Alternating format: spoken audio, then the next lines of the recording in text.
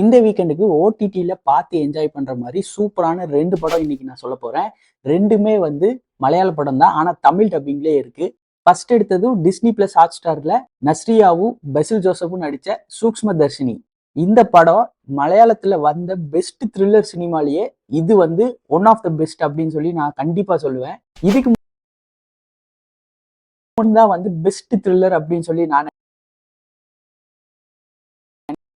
ரொம்ப என்கேஜிங்கா ரொம்ப இன்ட்ரெஸ்டிங்கா இருந்தது. படம் கொஞ்சம் ஸ்லோவா நடக்குது, ஏது நடக்குதுன்னே நம்மளை ஒரு கெஸ்ஸிங்லேயே வச்சிருப்பாங்க.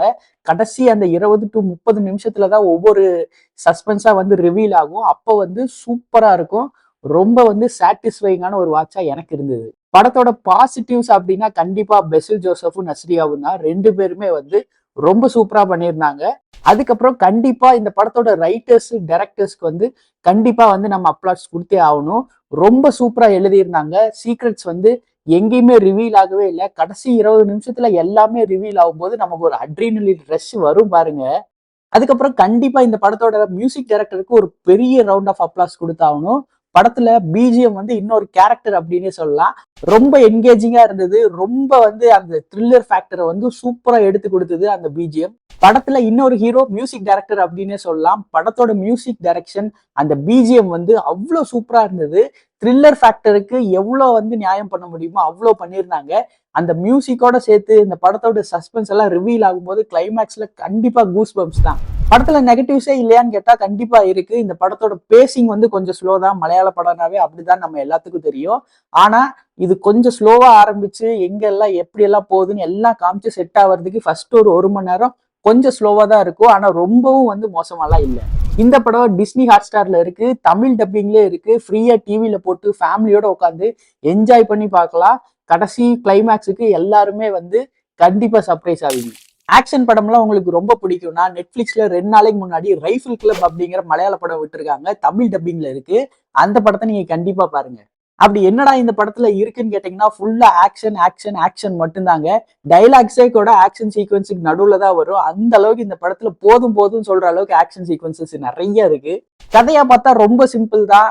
ஒரு ரைஃபிள் கிளப் இருக்கு. அதுல மெம்பர்ஸ் ஃபேமிலி மெம்பர்ஸ் எல்லாருமே மெம்பர்ஸா இருக்காங்க. அவங்க கிட்ட ஹெல்ப் கேட்டு ஒருத்தவங்க வராங்க. அவங்கள அடிக்கிறதுக்கு ஒரு வில்லன் வரான். அவ்வளவுதாங்க ஸ்டோரி.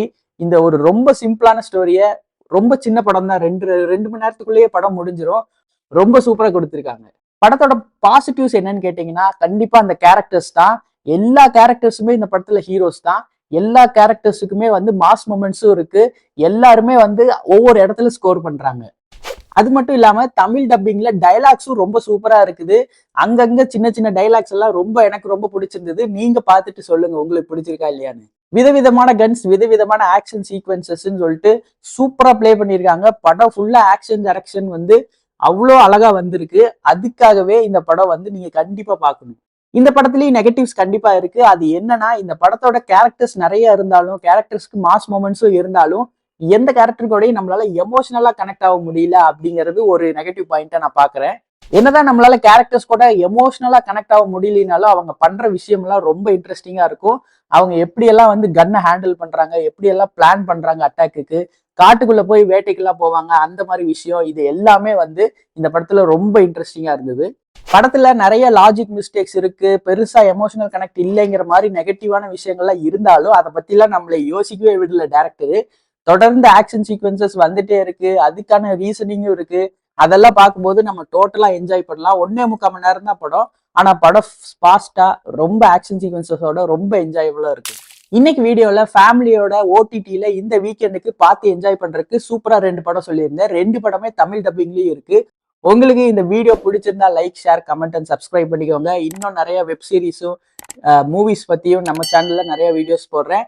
சப்ஸ்கிரைப் பண்ணி வச்சுக்கோங்க. அடுத்த வீடியோல உங்களை வந்து பார்க்குறேன். Until then take care and by.